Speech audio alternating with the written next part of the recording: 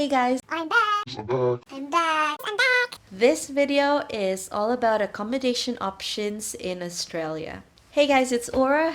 Welcome to my channel.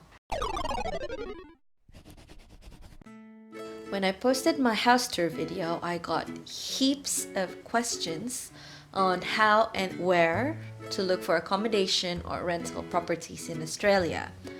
So I figured I should make a video providing you guys information about this as well. What I'm gonna do is I'll first talk about the different types of accommodations available and discuss where and how to look for them as we go along. Also, I'll give you tips on things to consider when choosing a rental property that you may find helpful, so make sure you watch till the end. If you're new to Australia and just starting out, it's best to go for temporary accommodation first, which means look for a short stay of 1 to 3 months with no contract involved. This way, you'll have enough time to get used to your new environment and explore transport options to and from work or uni. I guess 1 to 3 months would be enough for you to decide which is the best area or suburb you'd want to live in. With that in mind, here are the types of accommodations you might want to check out. First is plain and simple, staying at a relative's house. If you have relatives you can stay with temporarily, it's best to stay with them until you're confident to live separately. It's also very convenient because they can orient and guide you about the basic know-hows of living in Australia. This is by far the cheapest form of accommodation that you can take advantage of and is pretty common with Asian international students. Second option is going for a room share. As the word implies, this is when you share a room with a friend or even a stranger to pay cheaper rent. Well, in theory, a room share will cut your rent in half, but the catch is you'll need to trade your personal space and privacy. In short, bawal nang maglakad-lakad sa kwarto nang naka-undies lang mga beshies. Thirdly is a flat share or share house. This accommodation is pretty common among friends who decide to rent out an apartment as a group to split the rental expenses and utility bills. For this, you'll most likely get a private room and, if lucky, your own ensuite. You can easily find room share and share house options online. Examples of such websites include flatmates.com.au, flatshare.com.au, flatmatefinders.com.au, or even on Gumtree. Actually, that's how I found my previous Pinoy housemate.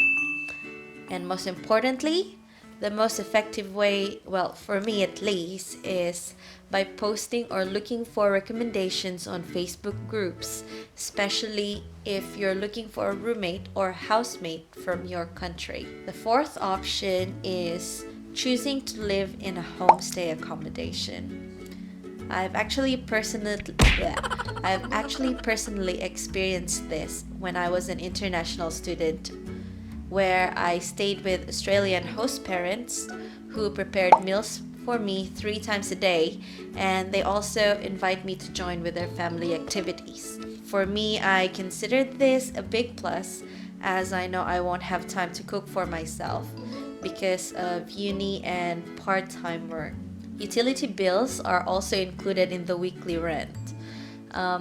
Despite having to pay a fair bit more than the usual accommodation options, living in a homestay is a great way to immerse in Australian culture, and it helps a lot with improving your English communication skills as well.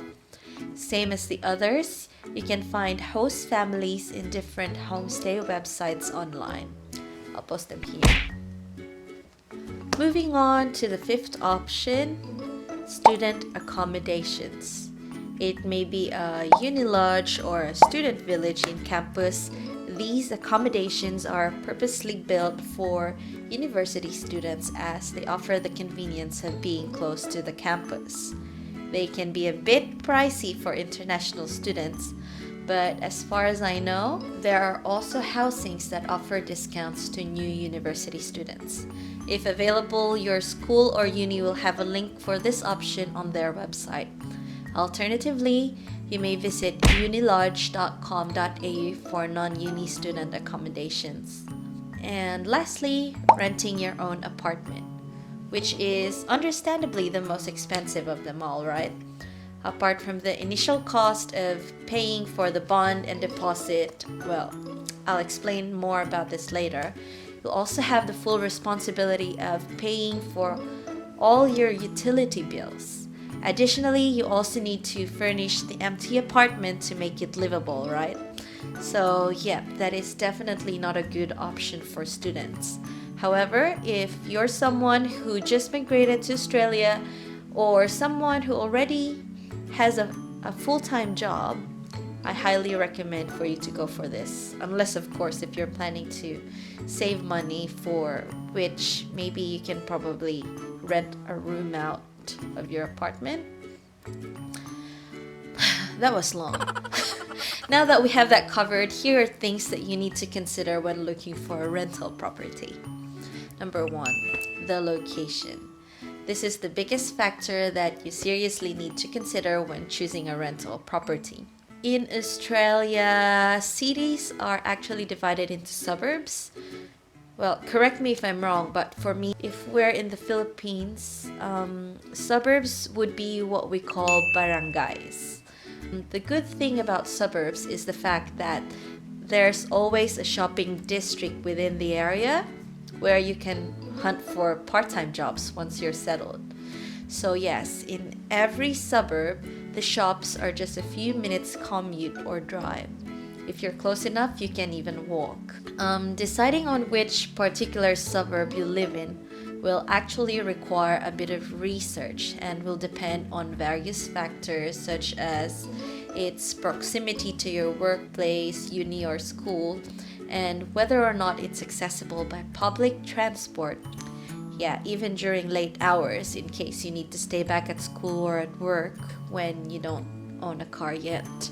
So yep, for this particular aspect, Google Maps is your best friend as it will show you your transport options and the distance of a particular area from your uni or work.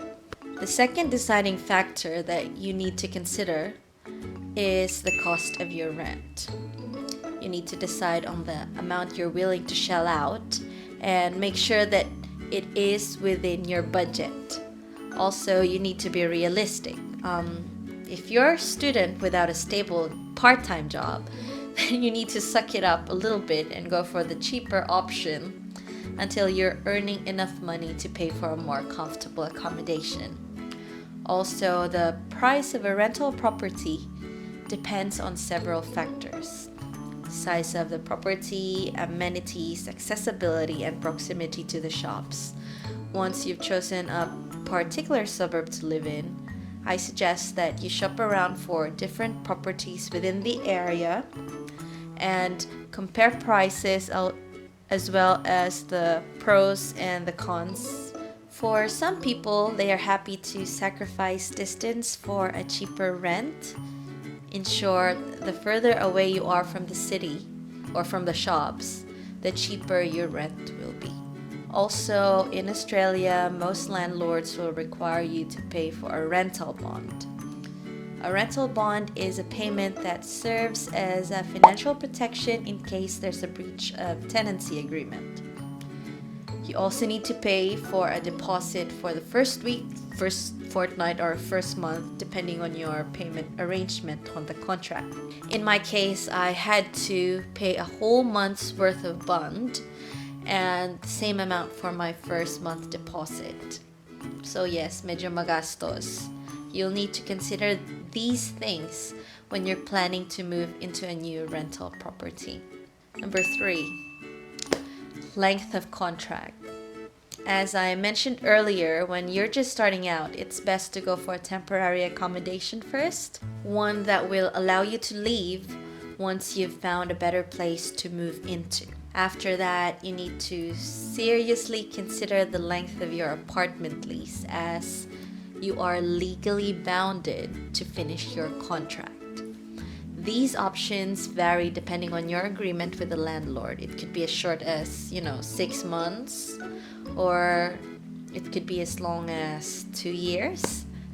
So be very careful when signing the paperwork. Make sure you've read and understood every clause of the contract. Number 4, housemates/roommates. If you're planning to have housemates or roommates, it is important that you take other people into consideration when choosing your apartment. Is your housemate willing to split the utility bills? Are you going to live with a smoker, or do you have a pet? Is a pet allowed in the house? If you have kids, is the house child friendly? Or if it's the other way around, are you child friendly? So yeah, you get the gist. Number 5, amenities. Is the room or house already furnished? If not, do you have a budget for furniture shopping? How about appliances? Also, will you have your own ensuite, or are you gonna share it with someone? Will you get your own parking space? Are there off-limit areas within the house? Again, I'm pretty sure you get the gist. And lastly, you need to think about the maintenance. Most of the time, when you're leasing a property, it's the landlord's responsibility to shoulder the maintenance. If it's not stated on the contract, make sure to ask the landlord or the agent about it. I know it's a lot to think about, but then again, if we summarize all of this, it's as easy as following these steps. 1, decide on what type of property you want to stay in. 2, decide on the location. Step 3, choose a budget-friendly accommodation. If rent is too expensive within your chosen area, maybe consider a house or an apartment in a suburb that is a bit further from your uni or workplace, but is within your budget. Step 4, read the contract if there's any. Step 5, be considerate of others if you're going to live in a share house, or if you're going to live with a roommate. It's funny how it took me so long to finish writing this content. 2 months to be exact. Probably partly because I want to be thorough with the information I provide you guys. And also because I'm kinda getting the lazy bug lately after I returned from my holiday. So apologies for that. Thank you guys for sticking with me anyway. As always, I appreciate all of your support. If there's anything you'd wish to add, please leave me a comment below. If you're new here and you find this video helpful, please consider subscribing. Again, this is Aura reminding you to just keep rolling. Have a great day. Bye.